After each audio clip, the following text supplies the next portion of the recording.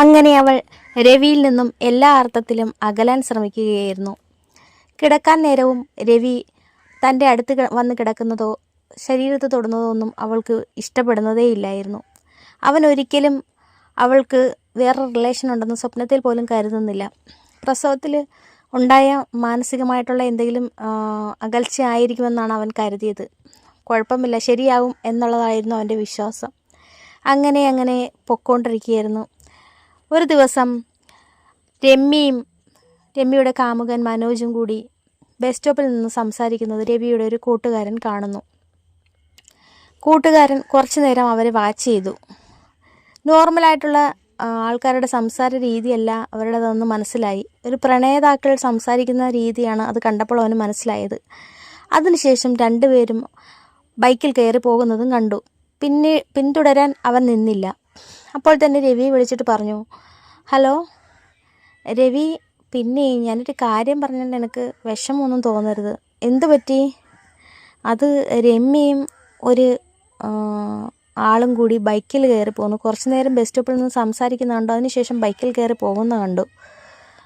നീ എടുത്തടിച്ച് ചോദിക്കുകയൊന്നും വേണ്ട, ഒന്ന് നിരീക്ഷിച്ചിരുന്നാൽ മതി. ഓക്കേടാ ശരി. രവി ഫോൺ വെച്ചു. ഓഫീസിൽ അതുവരെ ആക്റ്റീവായിരുന്ന രവി പെട്ടെന്ന് ഡൗണായി. ശരീരം മൊത്തം തളരുന്നതും കുഴയുന്നതും പോലെ അവന് തോന്നി. ഒരു സാധനം എടുക്കാൻ പോലും പറ്റുന്നില്ല, കൈ വിറയ്ക്കുന്നു. തനിക്ക് എന്താണ് പറ്റുന്നത്? തൻ്റെ ചുറ്റും എന്താണ് സംഭവിക്കുന്നത്? താൻ ജീവനത്തിലെ സ്നേഹിക്കുന്ന രമ്യ തന്നോട് എന്താണ് ചെയ്യുന്നത്? അവന് മൊത്തത്തിൽ തല കറങ്ങുന്നത് പോലെ തോന്നി. എത്രയും പെട്ടെന്ന് വീട്ടിലെത്തണമെന്നായിരുന്നു ചിന്ത.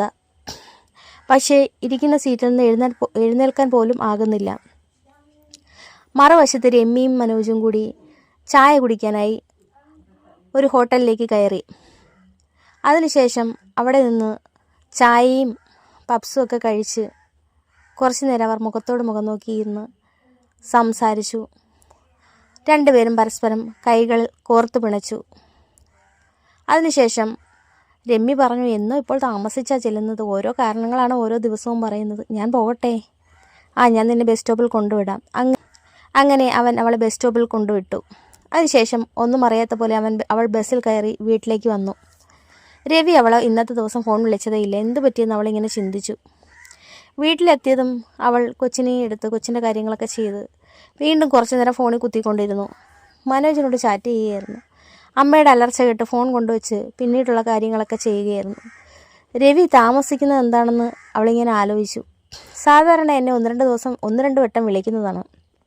ഇന്ന് അതും ഉണ്ടായില്ല. എന്ത് പറ്റിയോ ആവോ, അങ്ങോട്ട് വിളിക്കാൻ അവൾക്ക് താല്പര്യമില്ലായിരുന്നു.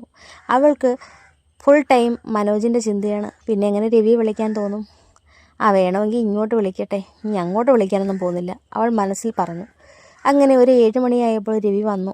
മൊത്തത്തിൽ മുഖം മൂടിക്കെട്ടിയ അവസ്ഥയിലായിരുന്നു. അമ്മ ഓടി വന്നു. എന്തു പറ്റി മോനെ? സാധാരണ വീട്ടിലേക്ക് എന്തെങ്കിലുമൊക്കെ വാങ്ങിക്കൊണ്ടാണ് രവി വരാറ്. എന്തു പറ്റി മോനെ, മുഖം വല്ലാതിരിക്കുന്ന? വയ്യേ? അമ്മയ്ക്ക് ആദ്യം ഇളകി. എന്തു പറ്റി? ഒന്നുമില്ലമ്മേ, ഒരു തളർച്ച പോലെ. BP വല്ലതും കൂടിയ കുറേ അങ്ങനെ ചെയ്തായിരിക്കും. നമുക്ക് ഹോസ്പിറ്റലിൽ പോകാം. കുഴപ്പമൊന്നുമില്ലമ്മേ, കുറച്ച് നേരം കിടന്നാൽ മാറും. രവി വന്ന വേഷത്തിൽ ഷൂ ഊരി മാറ്റിയതിന് ശേഷം ബെഡിലേക്കൊരു വീഴ്ച വീണു. അനങ്ങാതൊരു കിടപ്പ്. രമ്യ കുഞ്ഞിനെയും കൊണ്ട് രവിയുടെ അടുത്തേക്ക് ചെന്നു. എന്തു പറ്റി? അവൾ ചോദിച്ചു. ഒന്നുമില്ല. അവന് ഒരകൽച്ച ഉള്ളതുപോലെ സംസാരത്തിൽ അവൾക്ക് ഫീൽ ചെയ്തു. എന്തു പറ്റി രവിയേട്ടാ? എന്ത് വയ്യേ? കുഴപ്പമൊന്നുമില്ല, ഞാൻ കുറച്ച് നേരം കിടന്നോട്ടെ, അവൻ പറഞ്ഞു. നീ ഒന്ന് പുറത്തേക്ക് നിൽക്കൂ, കുറച്ച് നേരം കിടന്നോട്ടെ, എനിക്ക് തലവേദനിക്കുന്നു. അവൾ കൊച്ചിനെയും കൊണ്ട് വെളിയിലേക്ക് ഇറങ്ങി. അതിനുശേഷം അവൾ സെറ്റിയിലിരുന്ന് ആലോചിച്ചു. ഇനി എന്തെങ്കിലും അറിഞ്ഞോ?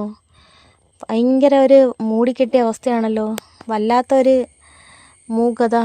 സാധാരണ ഇങ്ങനെയല്ല, ഇതുവരെയും താൻ അങ്ങനെ കണ്ടിട്ട് പോലുമില്ല. എന്ത് പറ്റിയോ എന്തോ? അവൾക്ക് ആദ്യം ഇളകി. ഇനി ഇയാൾ നല്ലതുപോലെ സംസാരിക്കാതെ എനിക്ക് സമാധാനം കിട്ടില്ല. അവൾ ഉടനെ തന്നെ ഫോൺ എടുത്ത് മനോജിന് മെസ്സേജ് അയച്ചു. രവി വന്നിടം മുതൽ മൂടിക്കെട്ടിയിരിക്കുന്നു. എന്താണെന്നറിയില്ല, മിണ്ടുന്നതും ചിരിക്കുന്നതൊന്നുമില്ല.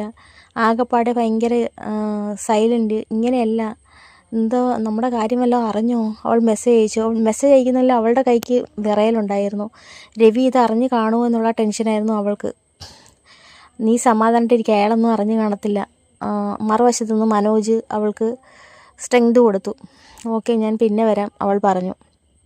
നീ എന്തോന്ന് വെച്ചാൽ റിപ്ലൈ തരണേ, മനോജ് പറഞ്ഞു. റിപ്ലൈ തരാം. കുറച്ച് കഴിഞ്ഞ് അവൾ വീണ്ടും രവിയുടെ അടുത്തേക്ക് ചെന്നു. രവിയേട്ടാ എന്തു പറ്റി? ഒന്നുമില്ല. എന്താ വയ്യേ? അവൾ വീണ്ടും ചോദിച്ചു. ഇത് അറിഞ്ഞിട്ടുണ്ടോ എന്നായിരുന്നു അവളുടെ ടെൻഷൻ. അയാൾ എന്തോ മുകളിലേക്ക് നോക്കി ആലോചിച്ച് കിടക്കുകയായിരുന്നു.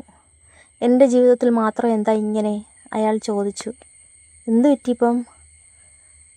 അല്ല, എന്നോട് മാത്രം എന്താ ദൈവം ഇങ്ങനെ കാണിക്കുന്നത് ഞാൻ ആലോചിച്ചേ. ഒന്നൊന്നായിട്ട് എനിക്ക് ജീവിതത്തിൽ നിന്ന് നഷ്ടപ്പെടുന്നത് പോലെ. രവിയേട്ടാ കാര്യം പറ, എന്താ ഇങ്ങനെയൊക്കെ സംസാരിക്കുന്നത്? അവൾ ഒന്നും അറിയാത്തതുപോലെ ചോദിച്ചു. ഞാനൊരു കാര്യം ചോദിച്ചാൽ നീ സത്യം പറയുമോ? ആ രവിയേട്ടൻ ചോദിക്കൂ, ഞാൻ സത്യം പറയാം. അവളുടെ നെഞ്ച് പടപട ഇടിക്കുകയായിരുന്നു. ഏത് നിമിഷവും ഒരു പൊട്ടിത്തെറി അവൾ പ്രതീക്ഷിച്ചു. അപ്പോൾ ഇതിൻ്റെ ബാക്കി കേൾക്കാനായി ഞാൻ അടുത്ത സ്റ്റോറിയിൽ വരാം. നിങ്ങൾക്ക് ഇഷ്ടമായെങ്കിൽ ലൈക്ക് ചെയ്യാനും കമൻറ്റ് ചെയ്യാനും സബ്സ്ക്രൈബ് ചെയ്യാനും മറക്കരുത്. സബ്സ്ക്രൈബ് ചെയ്താൽ മാത്രമേ ഞാൻ ഇടുന്ന സ്റ്റോറീസൊക്കെ നിങ്ങൾക്ക് കേൾക്കാൻ പറ്റുകയുള്ളൂ.